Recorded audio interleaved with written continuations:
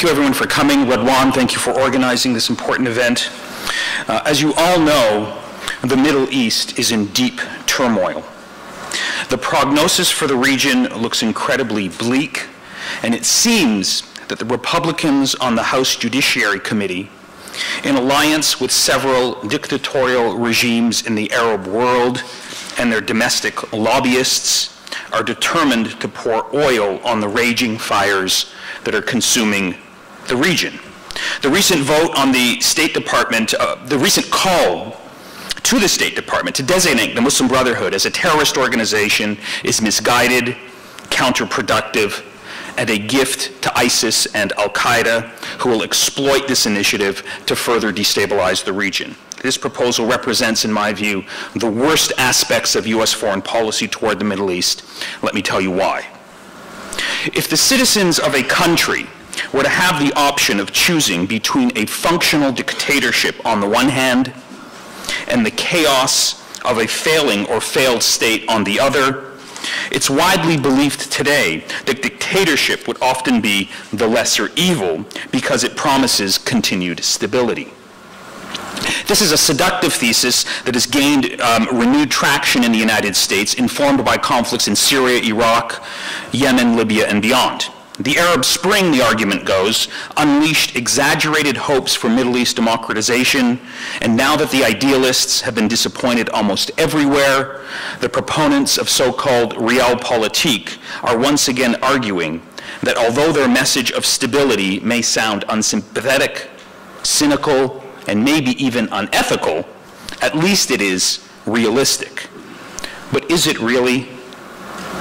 Some people in this country today may understandably want to reminisce about the prevailing sense of political order that existed under a previous Middle East dictator, as gruesome as that former leader might have been. But this is an optical illusion. The mistake lies in even describing a dictatorship as stable. If the dictatorships of Hosni Mubarak in Egypt, Muammar al-Gaddafi in Libya, or Zain al-Abidin bin Ali in Tunisia had been stable, they wouldn't have collapsed in the first place. Despite what some may think, the story of the Arab uprisings does not support the argument that dictatorship is a better alternative to chaos. What the Arab Spring teaches us is that authoritarian regimes that were in part propped up by the West for decades, using exactly this argument, are fragile creatures that collapse surprisingly quickly in the face of popular opposition, rooted in youth unemployment, economic corruption, and political repression. These regimes had long been rotten to the core. They came to an end because of their inner contradictions and inability to satisfy the basic needs of their citizens. Those needs weren't necessarily freedom of expression and full democracy, which are often secondary to work, food, and a dignified existence. The question is not whether democracy on a normative level is fundamentally morally preferable to dictatorship. No one, I think, is seriously questioning that. But even from the perspective of realpolitik, it is erroneous to argue that dictatorship and stability go hand in hand. One of the clear and enduring lessons of history is that functioning democracies are, in the long term, more stable than dictatorships. Dictatorships only appear stable if they are highly repressive or able to provide prosperity to a broad swath of their population. But dictatorial rule is fundamentally precarious, which is why it must be upheld by force. Dictatorships usually create the conditions leading to their own collapse, ultimately falling apart as a result of the absence of internal political legitimacy. That's another reason why the belief in the thesis that a functional dictatorship is more tolerable than chaos is misleading. The states where chaos emerged and state structures dissolved did not have a functional dictatorship, whatever that may mean. Dictatorships often merely create the conditions for later chaos. How absurd it is to wish for a return of a system that was responsible for the instability in the first place. The only response dictatorships have for popular discontent, social tension, or religious conflict is repression. The rigidity of these systems of rule make them unable to smooth out conflicts within society, which means that although social and political conflicts can be repressed for lengthy periods of time, these problems have the capacity to destabilize the entire system in the long run. This distinction between the long term and the short term is where I think this country has failed in terms of our approach to the Middle East. The problem can be stated as follows. What is our grand strategy for the Middle East, for the Arab world? Where do we want this region to be in the next 20 to 25 years? Are our current policies in the Middle East geared toward a coherent strategy that makes rational sense? Why are these questions not part of the public and intellectual debate on the Middle East, especially in the aftermath of the ISIS crisis, and especially in the context of a presidential year? No one is talking about these fundamental issues. Our current ad hoc or putting out fires approach to the problems of the Middle East is not a serious or sustainable strategy. It locks us into a perpetual cycle of defeat and disappointment that only fosters radicalization in the end.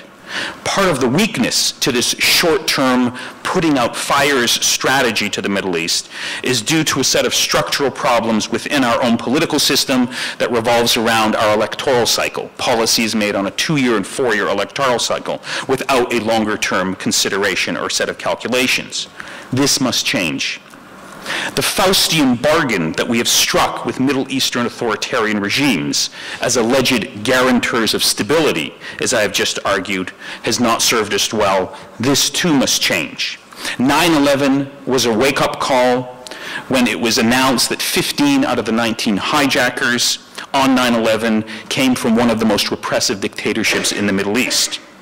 George W. Bush, I think, captured this point rather accurately in his famous 2003 speech after 9/11 when he noted, quote, 60 years of Western nations excusing and accommodating the lack of freedom in the Middle East did nothing to make us safe, because in the long run, stability cannot be purchased at the expense of liberty. Let me turn now to the lessons of the Arab Spring and highlight the relationship between democratization and violence, with special reference to Al-Qaeda. Al-Qaeda's response to the Arab Spring is revealing. It was shocked by the turn of events that produced ideological confusion and organizational incoherency within its ranks.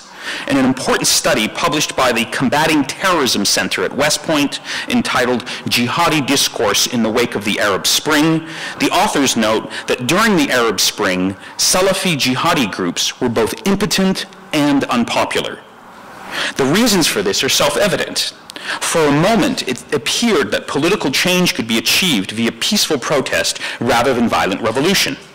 This undermined one of the central ideological claims of Al-Qaeda, which had long argued that dictators could only be removed via armed struggle. Democratic elections and nonviolent protest would never work. As Ayman al-Zawahiri put it, quote, what is truly regrettable is the rallying of thousands of duped Muslim youth in voter queues before ballot boxes, instead of lining them up to fight in the cause of Allah. As a result, the ideological appeal of Islamic militancy during the Arab Spring fell precipitously throughout the region. The Arab Spring, however, was rolled back due to a counter-revolution led by the previous ruling elites and their regional allies, primarily Saudi Arabia and the United Arab Emirates. The promise of peaceful political change and the door to democratization was forcefully slammed shut. And as a result, there has been an increase in violence and extremism across the region. This demonstrates yet another important relationship that is central to the politics of the Middle East. When democratic openings are closed and moderate forms of political Islam are crushed and denied a public voice, radical Islam thrives as a consequence. The case of Egypt after the 2013 military coup clearly demonstrates this point. General Abdel Fattah el-Sisi came to power by toppling Egypt's first democratically elected president, Mohamed Morsi. The backdrop to his seizure of power was an orgy of violence during the summer of 2013 that Human Rights Watch described as, quote, a likely crime against humanity and what may have been the worst single killing of protesters in modern history, end quote. The reference here is to the Rabaa al-Adawiyya massacre of August 2013 that killed at least 1,000 people in downtown Cairo in a few hours before the cameras and the media that was observing these events. These events unofficially brought an end to the Egyptian democratization process that began with the ouster of Hosni Mubarak about 2 years earlier. Since then, there's been a significant rise in violence and political extremism across the country.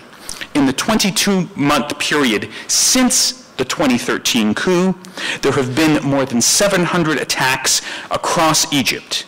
Compare that to 90 attacks in the previous 22 months prior to the coup. Human Rights Watch reports there were approximately 41,000 political prisoners, most of the Muslim Brotherhood, many of whom have been tortured. According to Amnesty International, 509 death sentences were registered in Egypt in 2014, the second highest number in the world. The number of young people radicalized by these events is difficult to measure, but to the extent that anecdotal evidence and reports coming out of the Egyptian prison system are an indicator, Egypt today, under General el-Sisi, is becoming another breeding ground for radical extremism. In this context, Mark Lynch has, I think, successfully argued that notwithstanding the Muslim Brotherhood's social conservatism, historically, this group performed an important role as a firewall against extremism.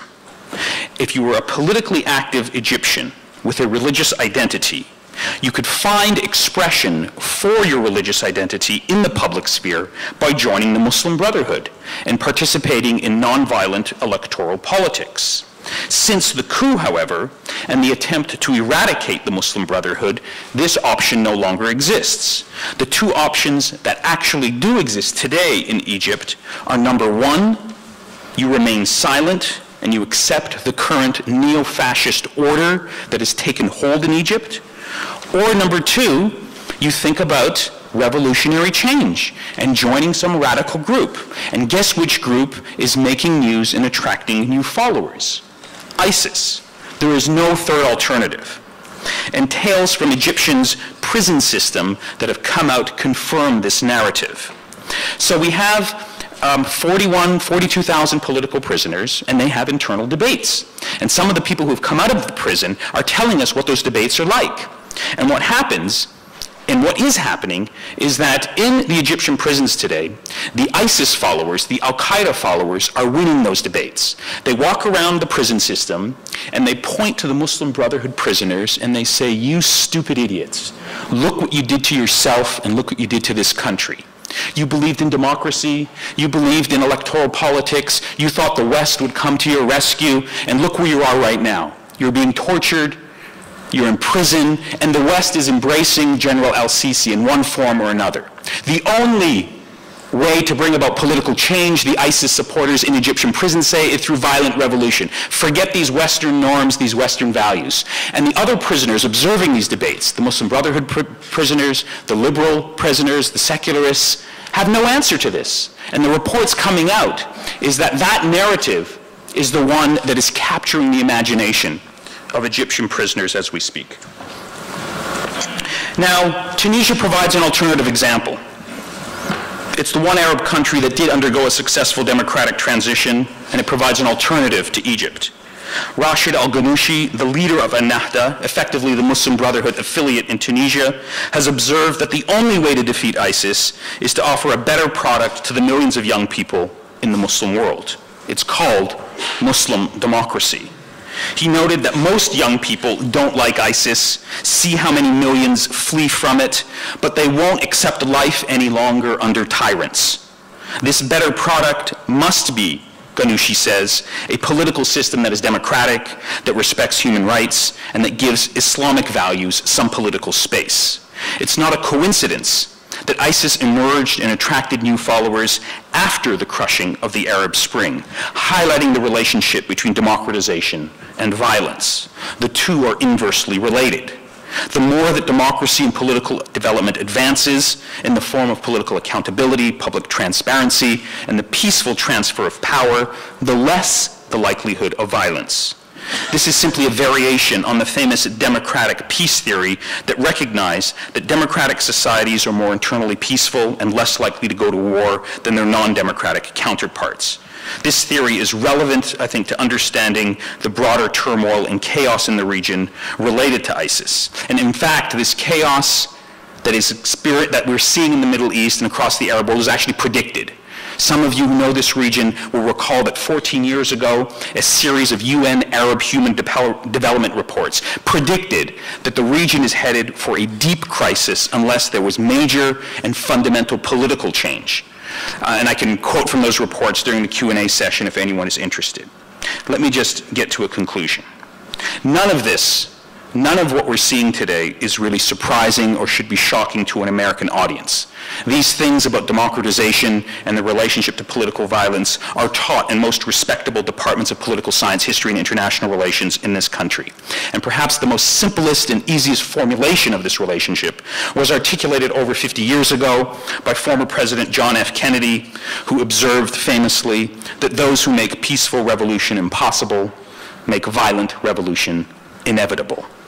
The Republicans on the House Judiciary Committee, in alliance with lobbyists from various Middle Eastern authoritarian regimes who are behind this initiative on the Muslim Brotherhood, seem determined to inadvertently make violent revolution in the Arab world inevitable.